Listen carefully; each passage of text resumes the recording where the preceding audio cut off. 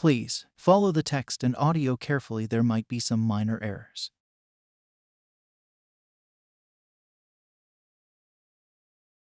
A Cup of Tea by Katherine Mansfield. Rosemary Fell was not exactly beautiful. No, you couldn't have called her beautiful. Pretty, well, if you took her to pieces. But why be so? Rosemary Fell was not exactly beautiful. No, you couldn't have called cruel as to take anyone to pieces. She was young, brilliant, extremely modern, exquisitely well-dressed, amazingly well-read in the newest the new books, and her parties were the most delicious mixture of the really important people and artists, quaint creatures, discoveries of hers, some of them too terrifying for words, but others quite presentable and amusing. Rosemary had been married 2 years. She had a duck of a boy. No, not Peter Michael. And her husband absolutely adored her. They were rich, really rich, not just comfortably well off, which is odious and stuffy and sounds like one's grandparents. But if Rosemary wanted to shop, she would go to Paris as you and I would go to Bond Street. If she wanted to buy flowers, the car pulled up at that perfect shop in Regent Street, and Rosemary inside the shop just gazed in her dazzled, rather exotic way and said, "I want those and those and those. Give me 4 bunches of those. And that jar of roses. Yes, I'll have all the roses in the jar. No, no lilac. I hate lilac. It's got no shape."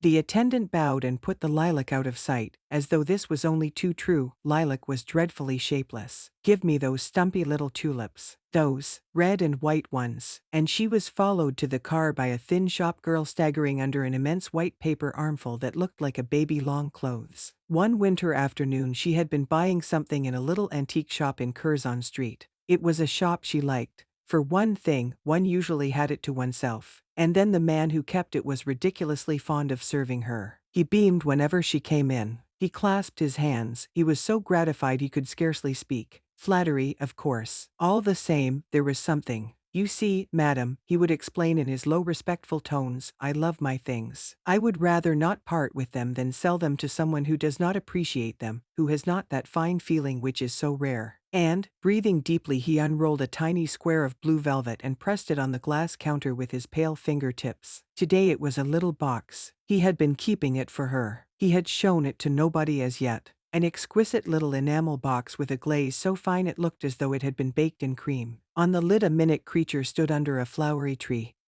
And a more minute creature still had her arms round his neck. Her hat, really no bigger than a geranium petal, hung from a branch. It had green ribbons. And there was a pink cloud like a watchful cherub floating above their heads. Rosemary took her hands out of her long gloves. She always took off her gloves to examine such things. Yes, she liked it very much. She loved it. It was a great duck. She must have it. And, turning the creamy box, opening and shutting it, she couldn't help noticing how charming her hands were against the blue velvet. The shopman, in some dim cavern of his mind, may have dared to think so too. For he took a pencil, leant over the counter, and his pale bloodless fingers crept timidly towards those rosy, flashing ones, as he murmured gently, "If I may venture to point out to madam, the flowers on the little lady's bodice." Charming. Rosemary admired the flowers. But what was the price? For a moment the shopman did not seem to hear. Then a murmur reached her. 28 guineas, madam. 28 guineas. Rosemary gave no sign. She laid the little box down. She buttoned her gloves again. 28 guineas. Even if one is rich. She looked vague. She stared at a plump tea kettle like a plump hen above the shopman's head, and her voice was dreamy as she answered, "Well, keep it for me, will you?" "I'll." But the shopman had already bowed as though keeping it for her was all human being could ask.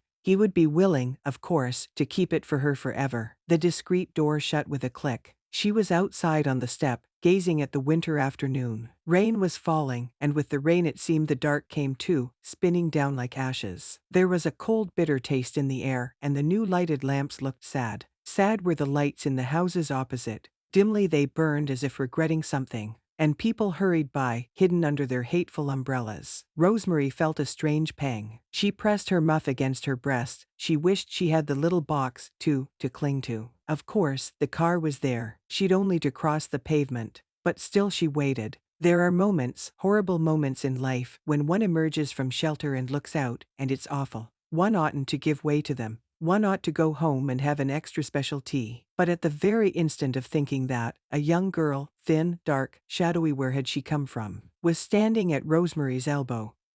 and a voice like a sigh, almost like a sob, breathed, "Madam, may I speak to moment?" "Speak to me." Rosemary turned. She saw a little battered creature with enormous eyes, someone quite young, no older than herself, who clutched at her coat collar with reddened hands, and shivered as though she had just come out of the water. Madam," stammered the voice, "would you let me have the price of a cup of tea?" A cup of tea. There was something simple, sincere in that voice. It wasn't in the least the voice of a beggar. "Then have you no money at all?" asked Rosemary. "None, madam," came the answer. "How extraordinary." Rosemary peered through the dusk, and the girl gazed back at her. How more than extraordinary, and suddenly it seemed to Rosemary such an adventure. It was like something out of a novel by Dostoevsky, this meeting in the dusk. Supposing she took the girl home. Supposing she did do one of those things she was always reading about or seeing on the stage, what would happen? It would be thrilling. And she heard herself saying afterwards to the amazement of her friends, "I simply took her home with me," as she stepped forward and said to that dim person beside her, "Come home to tea with me." The girl drew back startled. She even stopped shivering for a moment. Rosemary put out a hand and touched her arm. "I mean it," she said, smiling.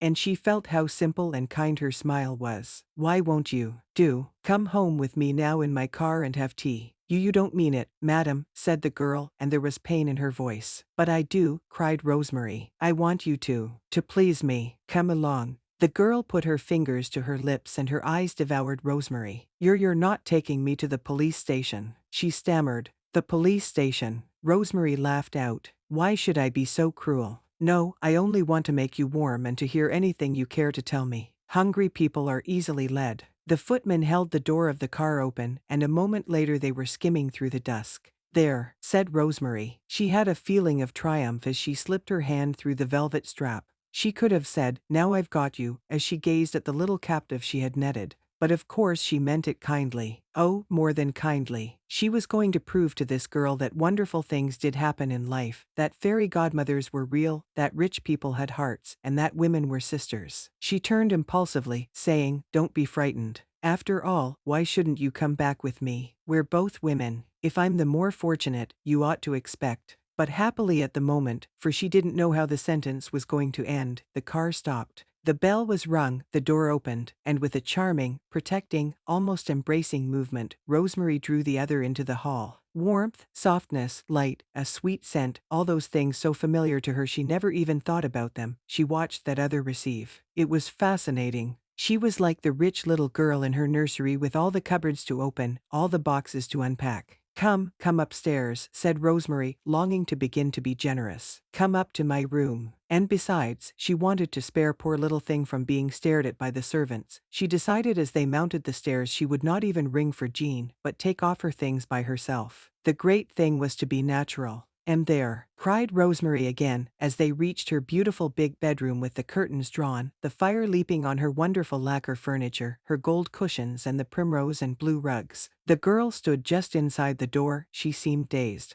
But Rosemary didn't mind that. "Come and sit down," she cried, dragging her big chair up to the fire, "in this comfy chair. Come and get warm. You look so dreadfully cold." "I daren't, madam," said the girl, and she edged backwards. "Oh, please," Rosemary ran forward, "you mustn't be frightened, you mustn't really. Sit down, and when I've taken off my things we shall go into the next room and have tea and be cozy. Why are you afraid?" And gently she half pushed the thin figure into its deep cradle. But there was no answer. The girl stayed just as she had been put, with her hands by her sides and her mouth slightly open. To be quite sincere, she looked rather stupid. But Rosemary wouldn't acknowledge it. She leant over her, saying, "Won't you take off your hat? You're pretty, your hair is wet. And one is so much more comfortable without a hat, isn't one?" There was a whisper that sounded like "Very good, madam," and the crushed hat was taken off. "And let me help you off with your coat, too," said Rosemary. The girl stood up. But she held on to the chair with one hand and let Rosemary pull. It was quite an effort.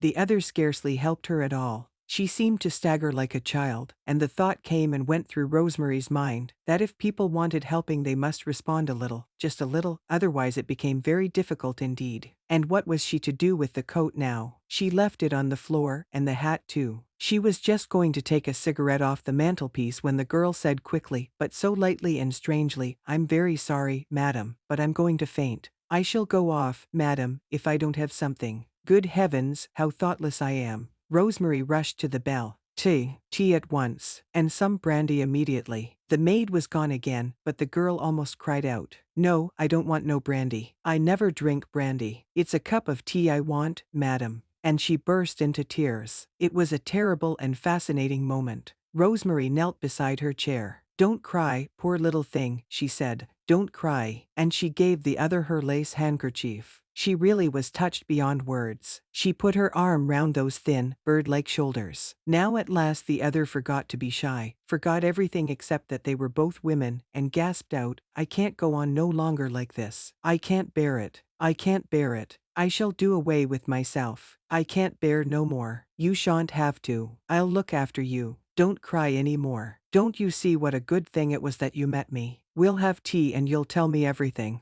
And I shall arrange something. I promise. Do stop crying. It's so exhausting. Please. The other did stop just in time for Rosemary to get up before the tea came. She had the table placed between them. She plied the poor little creature with everything, all the sandwiches, all the bread and butter, and every time her cup was empty she filled it with tea, cream and sugar. People always said sugar was so nourishing. As for herself, she didn't eat. She smoked and looked away tactfully so that the other should not be shy. And really the effect of that slight meal was marvelous. When the tea table was carried away, a new being, a light, frail creature with tangled hair, dark lips, deep, lighted eyes, lay back in the big chair in a kind of sweet languor, looking at the blaze. Rosemary lit a fresh cigarette. It was time to begin. And when did you have your last meal? She asked softly. But at that moment the door handle turned. Rosemary, may I come in? It was Philip. Of course. He came in. Oh, I'm so sorry, he said, and stopped and stared. It's quite all right, said Rosemary, smiling. This is my friend, Miss Smith. Madam, said the languid figure, who was strangely still and unafraid. Smith, said Rosemary. We are going to have a little talk. Oh, yes, said Philip. Quite, and his eye caught sight of the coat and hat on the floor. He came over to the fire and turned his back to it. It's a beastly afternoon, he said curiously, still looking at that listless figure, looking at its hands and boots, and then at Rosemary again. Yes, isn't it? Said Rosemary enthusiastically. Vile. Philip smiled his charming smile. As a matter of fact, said he, I wanted you to come into the library for a moment. Would you? Will Miss Smith excuse us? The big eyes were raised to him, but Rosemary answered for her. Of course she will. And they went out of the room together. I say, said Philip, when they were alone. Explain. Who is she? What does it all mean? Rosemary, laughing, leaned against the door and said, I picked her up in Curzon Street. Really? She's a real pick-up. She asked me for the price of a cup of tea, and I brought her home with me. But what on earth are you going to do with her? Cried Philip. Be nice to her, said Rosemary quickly. Be frightfully nice to her. Look after her. I don't know how. We haven't talked yet.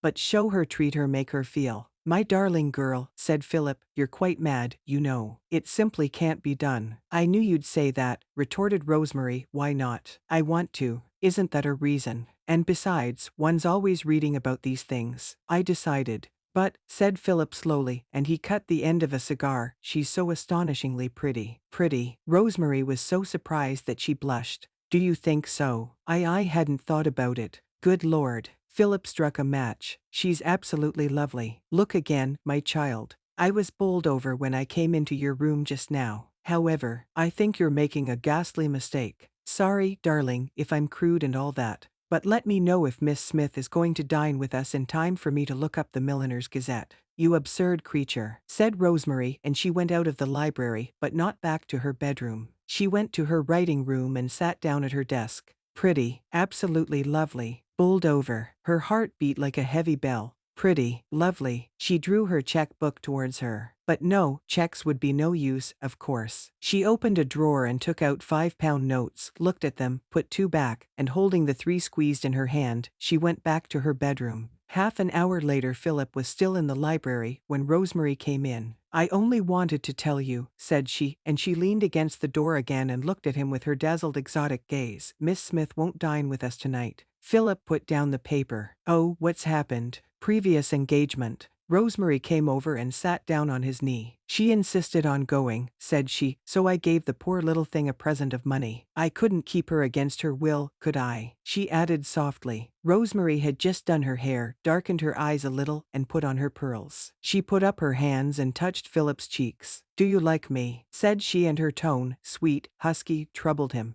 "I like you awfully," he said, and he held her tighter. "Kiss me." There was a pause. Then Rosemary said dreamily, "I saw a fascinating little box today. It cost 28 guineas. May I have it?" Philip jumped her on his knee. "You may, little wasteful one," said he. But that was not really what Rosemary wanted to say. "Philip," she whispered, and she pressed his head against her bosom, "am I pretty?" The end.